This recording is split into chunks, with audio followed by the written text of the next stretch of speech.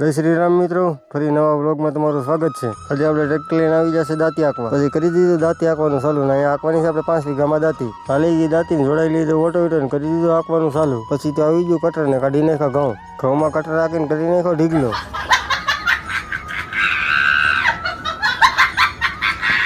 ઘઉં કાઢીને થઈ ગયું કટર હાલતું ને આપણે હરાક પુદડાથી કટર માથે ચડીને વિડીયો ઉતાર્યો। પછી તો કટરવાળા કરી નાખ્યા કટરના હવે ભાગ। પછી બપોર પછી આવી ગયા અમારે નાથાભાઈ વાવવા। સાહ તો એવો કરે કે નાના હુના જીપીએસની ટૂંકા પાડી દે। ભાવીને પછી મારી દીધું આપણે એમાં ઓટોવીટર ઠફા ફોડાઈ જાય ને એના હિસાબે ઓટોવીટર માર્યું છે આપણે। ઓ ભાવીને નીકળી જાય બારા।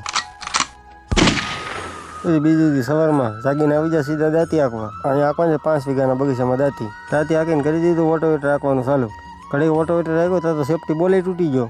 પછી તો નાખી દીધો નવો નાખીને કરી દીધું આંકવાનું ચાલુ। અને આપણો વિડીયો તો ઘણા લોકો જોવે પણ ફોલો કેમ કોઈ નથી કરતા? ફોલો કરતા જાઓ। આંકી નાખો આખા બગીચામાં ઓટોવીટર ઉડાડી નાખી ધૂળ ઉડાડીને કરી નાખી મારી ટ્રેક્ટરની હાલત ખરાબ। પછી તો આવી જાય નદીમાં અને નાઈ નાખ્યું મારું ટ્રેક્ટર।